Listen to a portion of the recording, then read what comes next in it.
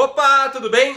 Nenhum povo ascendeu ao primado econômico e político para depois se dedicar aos interesses culturais superiores.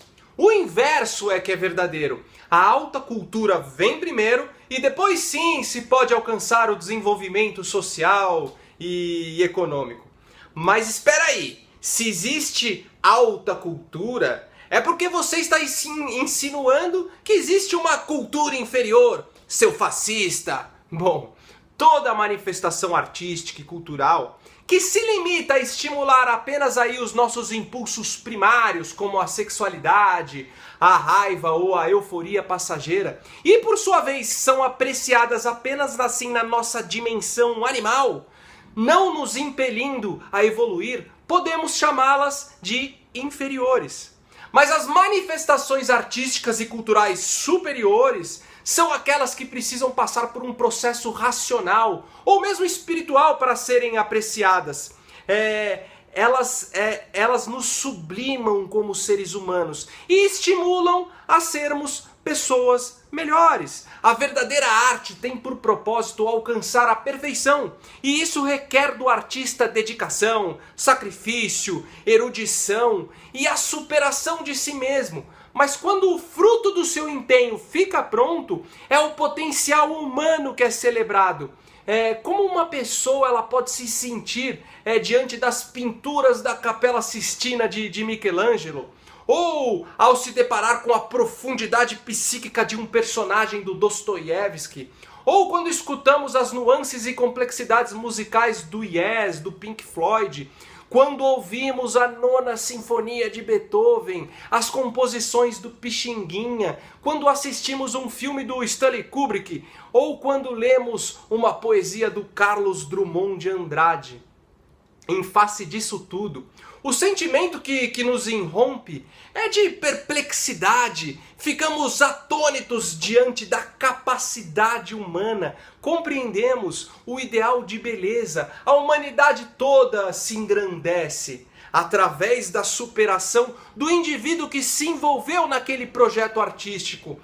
Mas o establishment quer o ser humano nivelado por baixo. Todos precisam ser iguais e é por isso que tudo aquilo que é medíocre, tudo aquilo que poderia aí ser desenvolvido por qualquer pessoa sem muito esforço ou conhecimento, é o que justamente deve se ganhar destaque na mídia. E assim hoje você não pode mais pronunciar o termo alta cultura, pois você corre o risco de ser chamado de preconceituoso ou de fascista. Você tem que aceitar que não existe arte superior e inferior. Entre o funk e a música erudita, entre o grafite e uma pintura do Salvador Dalí, entre os primorosos movimentos do balé e os dançarinos de pancadão, o politicamente correto nos impele a aceitar que são apenas manifestações artísticas diferentes, merecedoras da mesma relevância.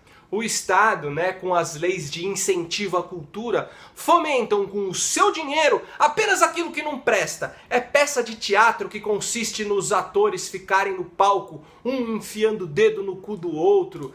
Shows de pagode, axé, sertanejo e funk para artistas que já estão multimilionários.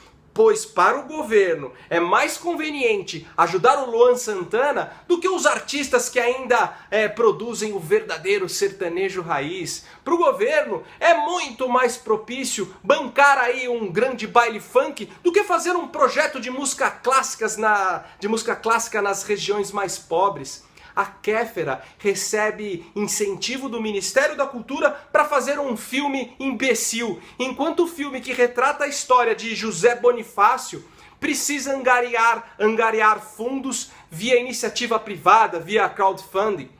Em 2014, a funkeira Valesca Popozuda foi aclamada como a grande pensadora contemporânea e recebeu a medalha Mérito Pedro Ernesto, oferecida pela Câmara dos Vereadores do Rio de Janeiro.